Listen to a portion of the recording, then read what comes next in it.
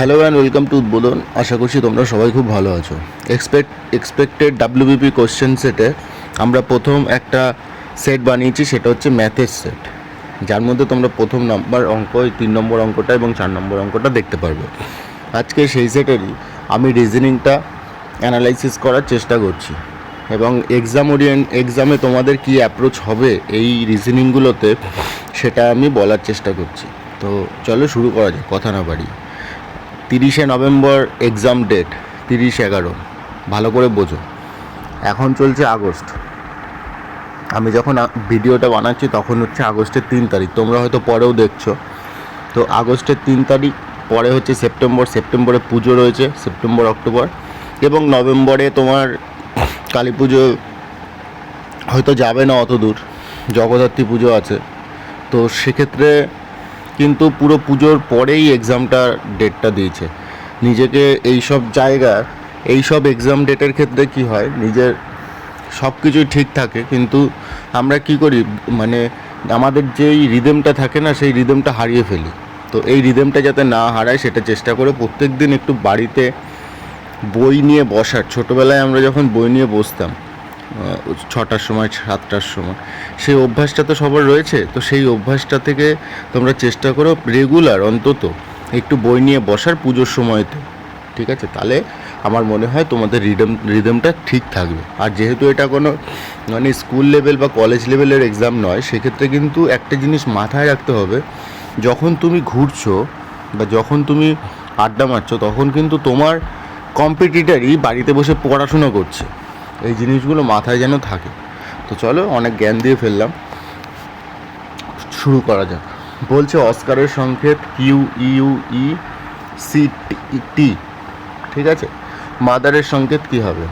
তাহলে অস্কার, তাহলে OPQ, তাহলে +2 আমি বলতে পারি, তাহলে MNO, তাহলে ও দিয়ে শুরু হবে, ও মানে হচ্ছে কিউ, টি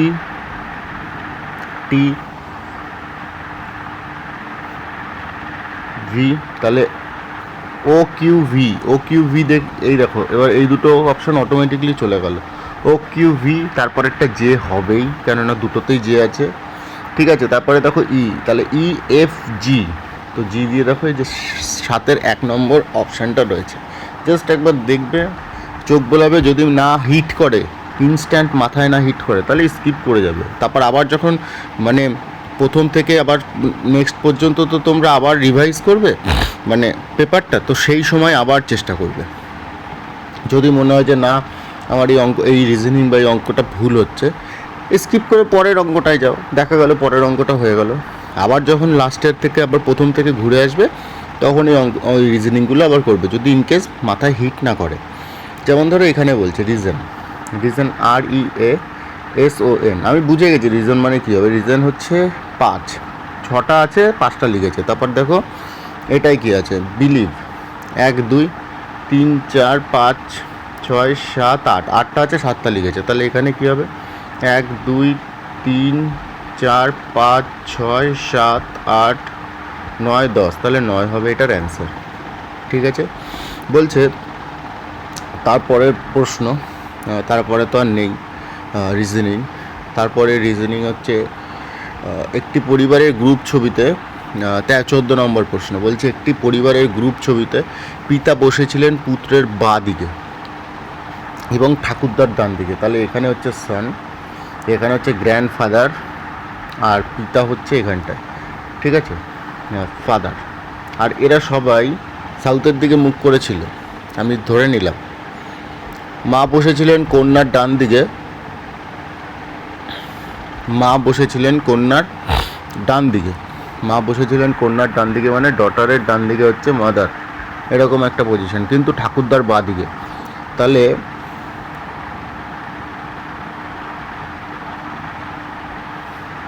ডটার মাদার এইরকম একটা পজিশন। বলছে তাহলে ঠাকুরদার বাঁ দিকে, তাহলে ঠিক মাঝখানে কে বসেছিলেন? তাহলে মাঝখানে দেখো গ্র্যান্ডফাদার হচ্ছে, যদি ওরা সাউথের দিকে মুখ করে থাকে। এবার নর্থের দিকে মুখ করে দেখাই, নর্থের দিকে যদি মুখ করি তাহলে আমার এরকম হচ্ছে, এখানে হচ্ছে সন, এখানে হচ্ছে ফাদার, এখানে হচ্ছে গ্র্যান্ডফাদার, তারপরে হচ্ছে ডটার, তারপরে হচ্ছে মাদার, ঠিক আছে? তো সেক্ষেত্রেও দেখো মাঝখানে গ্র্যান্ডফাদারই হচ্ছে যদি তারা নর্থের দিকে মুখ করে থাকে। বোঝা গেল? এর পরের অঙ্কগুলো বলছে, না এখানে নেই, এখানেও নেই। হ্যাঁ, 52 জন শ্রেণীতে বলছে 52 জন ছাত্রের একটি শ্রেণীতে কেউ বলে কানাডা, কেউ বলে ইংরাজি, আবার কেউ উভয় ভাষাতেই কথা বলতে পারে। যদি 30 জন ছাত্র কানাডা ভাষায় কথা বলতে পারে, তো 30 জন ছাত্র কানাডা ভাষায় কথা বলতে পারে এবং 38 জন ছাত্র ইংরাজি ভাষায় কথা বলতে পারে, 38 জন ছাত্র ইংলিশে কথা বলতে পারে। টোটাল রয়েছে কত? 52 জন ছাত্র। তো টোটাল মিলে তো 52 জন হবে।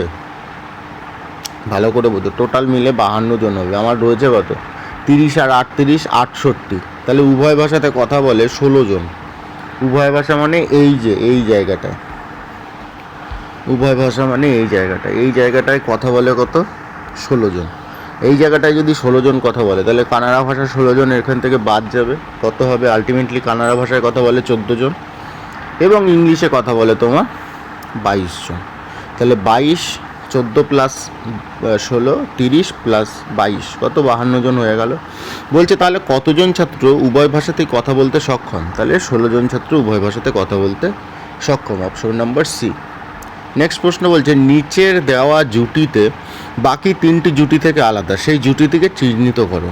এটা দেখো কি হচ্ছে, 4 তেরং 52, 4 17 68। ঠিক করলাম? 13 ইন্টু 4, 17 ইন্টু 4। হ্যাঁ ঠিক আছে, 4 দিয়ে গুণ করলাম। এটা 4 16 64,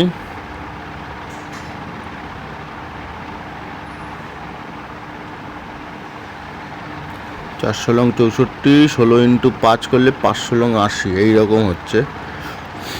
56 66। না, এই কনসেপ্টটি যাচ্ছে না, তাহলে অন্য কনসেপ্ট লাগাতে হবে। দেখি অন্য কনসেপ্ট কি আছে। 52 থেকে 68 16 বেশি, 63 থেকে 77 14 বেশি, এটাও 16 বেশি, এটাও 16 বেশি। তাহলে এইটাই হচ্ছে অ্যান্সার, 14 বেশি, এটা আলাদা। ঠিক আছে, একদম পাতি ভাষায় করে দিলাম।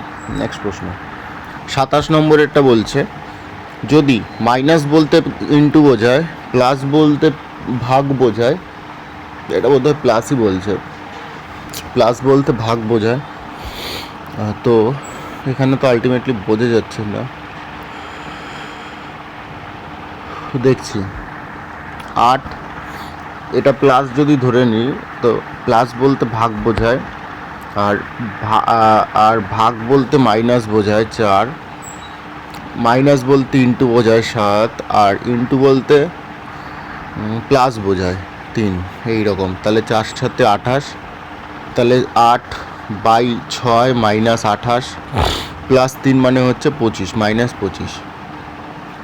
এটা হচ্ছে 4, এটা হচ্ছে 3।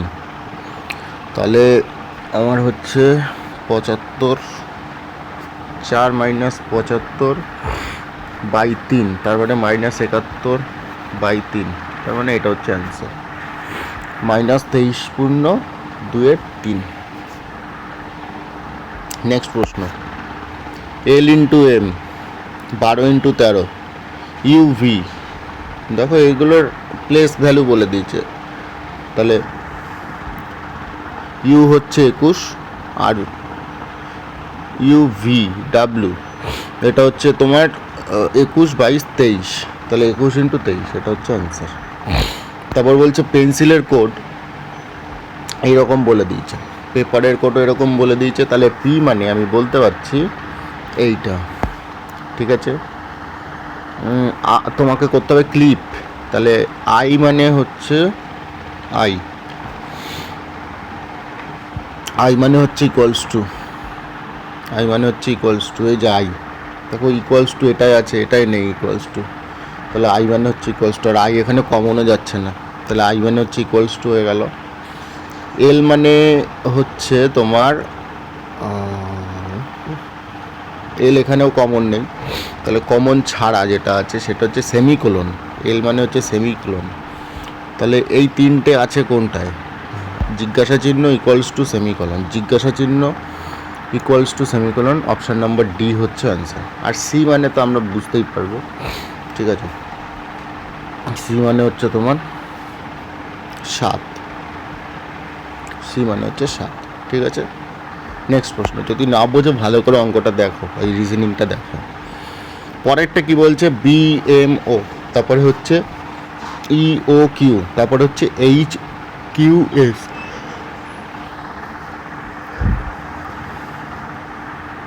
B C D E F G H, B এর পরে ই, ই এর পরে এইচ, এইচ আই জে, তারপরে হচ্ছে কে, কে দিয়ে শুরু হবে, কে দিয়ে একটাই রয়েছে, বোঝা গেল। নেক্সট প্রশ্ন কি বলছে, প্রদত্ত বিবৃতিটি দুটি সিদ্ধান্ত দ্বারা অনুসৃত হয়েছে, আপনাকে বিবৃতিগুলি সত্য বলে বিবেচিত করতে হবে, এমনকি সেগুলি সাধারণভাবে পরিচিত তথ্য থেকে ভিন্ন বলে মনে হলেও, মানে আলাদা হলেও সঠিকভাবে বলতে হবে। আপনাকে স্থির করতে হবে কোন সিদ্ধান্তগুলি প্রদত্ত বিবৃতিগুলি থেকে অনুসৃত হয়েছে। বেশিরভাগ কবি হচ্ছে ছেলে, ভালো কথা, বেশিরভাগ কবি হচ্ছে ছেলে, মানে এর মধ্যে হচ্ছে এগুলো কবির মধ্যে এগুলো হচ্ছে ছেলে, ঠিক আছে। কিছু ছেলে হয় অঙ্কন শিল্পী, ভালো কথা। এইবার বলছে সিদ্ধান্ত, বলছে কিছু অঙ্কন শিল্পী হলো ছেলে, একদমই তাই, কিছু অঙ্কন শিল্পী ছেলে এবং কিছু কবি হলো অঙ্কন শিল্পী। এবার দেখো, কবির সাথে অঙ্কন শিল্পীর মানে ডাইরেক্ট কোনো রিলেট নেই কিন্তু, ঠিক আছে। তাহলে আমি বলতে পারি কেবল সিদ্ধান্ত এক অনুসরণ করা হয়েছে। যদি বলতো যে কবির সাথে অঙ্কন শিল্পীর একটা সম্পর্ক আছে, তবে আমি ওই সিদ্ধান্ত দুইও বিবেচনা করতে পারতাম, ঠিক আছে। তো এই ছিল তোমার 38 নম্বর। 39 নম্বর কি বলছে, 6, 12, 21, 33, তাহলে এটা 6 বাড়লো, এটা বাড়লো তোমার 9, এটা বাড়লো তোমার 12, এটা বাড়বে 15, তাহলে 33-এর সাথে 15 করলে তোমার বেরিয়ে যাবে, তাহলে 48 হচ্ছে এটার অ্যান্সার। নেক্সট তো এখানে আর নেই, এখানে বাম দিক থেকে 12তম বর্ণের ডান দিকে 8তম বর্ণটি হলো, বাম দিক থেকে 12তম বর্ণের ডান দিকে 8তম বর্ণ হলো, বাম দিক থেকে 12তম বর্ণ হচ্ছে এল, এবিসিডি করলে, এবং ডান দিকে তার 8তম বর্ণ, মানে আলটিমেটলি 20তম বর্ণ হচ্ছে টি, এটাই হচ্ছে অ্যান্সার। নেক্সট প্রশ্ন বলছে, একটি নির্দিষ্ট কোডে আরপন শব্দটি লেখা হয় BRUSR, ভালো কথা, ABPQR RSTU, আচ্ছা, এ মানে হচ্ছে B, PQR, এটা +1, এটা +2, তারপরে হচ্ছে RSTU, এটা 3+, তো এরকমভাবে স্টোভ আছে, ST, এখানে টি আছে, TUVW, তাহলে TW,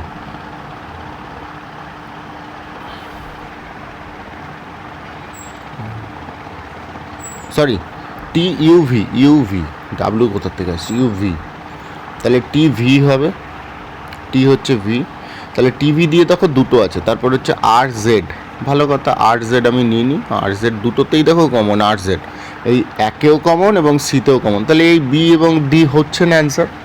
তারপর হচ্ছে এন, এবার দেখো এন মানে হচ্ছে তোমার আর, তাহলে এন মানে যদি আর হয়, NOPQ, তারপরে আর, তাহলে এইটা তোমার +4, তো ই এর ক্ষেত্রেও +4 হবে, ই, তারপরে হচ্ছে FGHI, তাহলে আই হচ্ছে তোমার সি নম্বর অপশন, এবং এটাই সঠিক, ঠিক আছে। নেক্সট প্রশ্ন বলছে, দুটি সংখ্যার প্রদত্ত বিকল্পগুলি থেকে খুঁজে বার করুন। কি খুঁজে বার করব?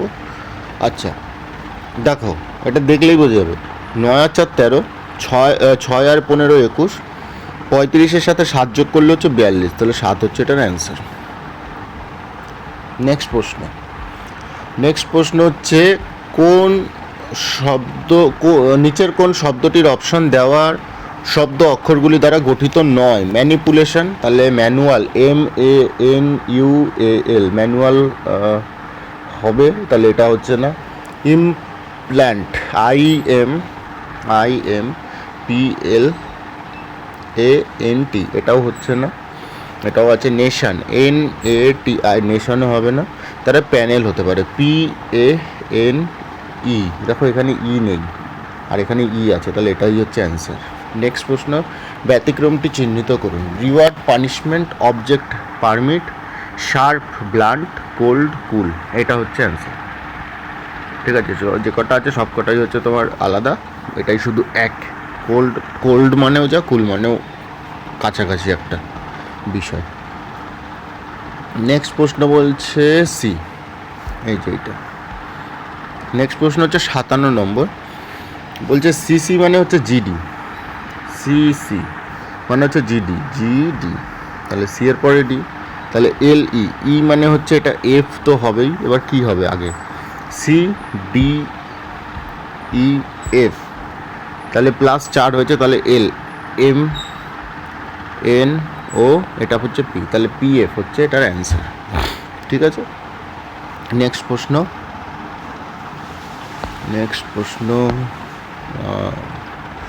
রিজনিংয়ের এইখানে আছে, এই যে 65 নম্বর। কি বলছে 2, 3, 6, 18, 108, 1944, ভালো কথা। 2 ইন্টু 1 প্লাস 1, 6 ইন্টু 2,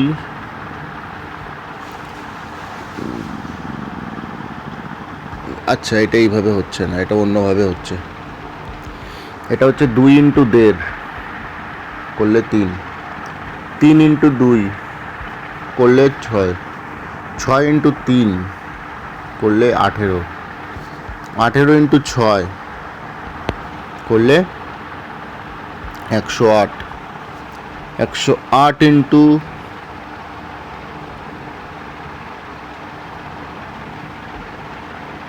এটা হচ্ছে 108 ইন্টু 18, তাহলে হচ্ছে 1944। তারপরে হচ্ছে 1944 ইন্টু 108, তাহলে 1944 ইন্টু 108 করলে 209952, এইটা হচ্ছে অ্যান্সার, 209952। নেক্সট প্রশ্ন বলছে বর্ণমালার অক্ষরগুলি বিপরীতভাবে সাজালে 14 নম্বর অক্ষরটি কত হয়? বিপরীতভাবে সাজাবো মানে এ থাকবে লাস্টে এবং জেড থাকবে প্রথমে, তাহলে অক্ষরগুলি যদি বিপরীতভাবে সাজাই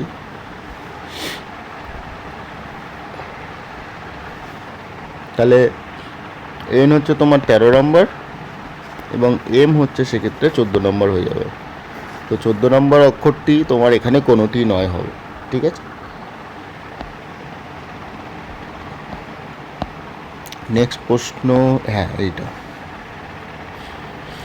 হ্যাঁ 196 মানে হচ্ছে 14 স্কোয়ার, 169 13 স্কোয়ার, 11 স্কোয়ার, এটা হচ্ছে 10 স্কোয়ার, এটা হচ্ছে তোমার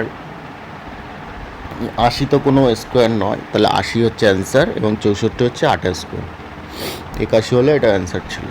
ঠিক আছে, নেক্সট প্রশ্ন, টেনিস যদি খেলা হয় নৃত্য তাহলে কি? নৃত্য হচ্ছে একটা শিল্প। ঠিক আছে, নৃত্যশিল্পী বলেন না, যারা নৃত্য করে তাদের বলে নৃত্যশিল্পী, আর এটা হচ্ছে একটা শিল্প। 75 নম্বর প্রশ্ন বলছে যদি একটি সাংকেতিক ভাষায় প্যারেন্টকে লেখা হয় BDPARENT,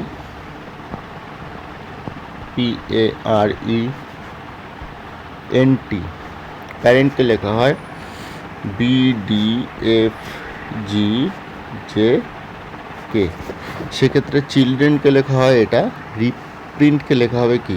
ভালো কথা। তাহলে আর এর ভ্যালু মানে আর এর ভ্যালু নয়, আর মানে কি? আর মানে হচ্ছে এফ। কেন? এই দেখো PAR, আর এর মানে হচ্ছে এফ, তাহলে REPRINT, রিপ্রিন্ট, আর মানে হচ্ছে এফ। ভালো কথা। মানে কি? মানে হচ্ছে জি, মানে হচ্ছে জি, তাহলে FG, তারপরে পি, পি মানে হচ্ছে বি, পি মানে হচ্ছে বি, তারপরে আবার আর আছে, আর মানে হচ্ছে আবার এফ। তো দেখো এই অপশানটা যেটা চলছিল একসাথে এটা কেটে গেল, এটাও কেটে গেল এফ। তারপরে হচ্ছে এক্স হবেই, কেননা দুটোতেই আছে। এবার হচ্ছে তোমার আসল খেলা, এন, এন মানে হচ্ছে জে। দেখো এখানে লাস্টে এন আছে, এখানে লাস্টে জে আছে, তাহলে জে, তাহলে অপশান নম্বর ডি হচ্ছে এক্ষেত্রে সঠিক। নেক্সট প্রশ্ন। নেক্সট আমার রিজনিংয়ের প্রশ্ন আছে, একটা আছে, সেটা হচ্ছে এটা বলছে, একজন ভদ্রলোক একজন মহিলাকে বলেন, আপনার মায়ের স্ত্রী, ভালো করে বোঝো, একজন ভদ্রলোক মানে ম্যান, একজন ম্যান একজন ওম্যানকে বলছে, কি বলছে, এর মায়ের, এর মায়ের স্বামী, স্বামীর যে বোন আছে, বোন আছে আমার পিসি, বোনটা যদি পিসি হয় এর মায়ের, তাহলে এই যে ম্যানটা যাকে বলছে ও ম্যানটাকে, সে তো তোর বোনই হবে, কেননা তার বাবার যদি বোন হয় তা সেক্ষেত্রেই তো পিসি হয়। তাহলে ভদ্রমহিলা ভদ্রলোকটির সাথে কিভাবে সম্পর্কিত, বোন হিসেবে সম্পর্কিত, এরও পিসি ওরও পিসি। তো এই ছিল আমাদের পেপারের সলিউশন, এক্সপেক্টেড কোশ্চেন।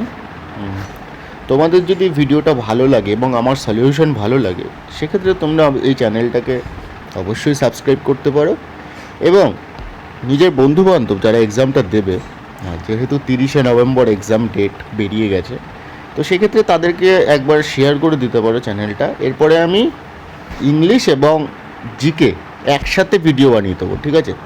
যেহেতু এই পেপারটা চলছে, এই পেপারটা আমি বানালাম, এরপরে ইংলিশ এবং জিকে একসাথে আমি ভিডিও বানিয়ে দেবো। চলো দেখা হচ্ছে পরের ভিডিওতে। অবশ্যই তোমরা দেখো, এগুলো সাবস্ক্রাইব করছো কি না করছো সেটা অন্য বিষয়, কিন্তু তোমরা দেখো সলিউশনগুলো, তাতে কী হবে, তোমাদের নিজেদের কনফিডেন্স বাড়বে। তো অল দ্য বেস্ট, সবাইকে খুব ভালো করে এক্সাম দাও, এবং আর কি, ব্যাস এইটুকুই।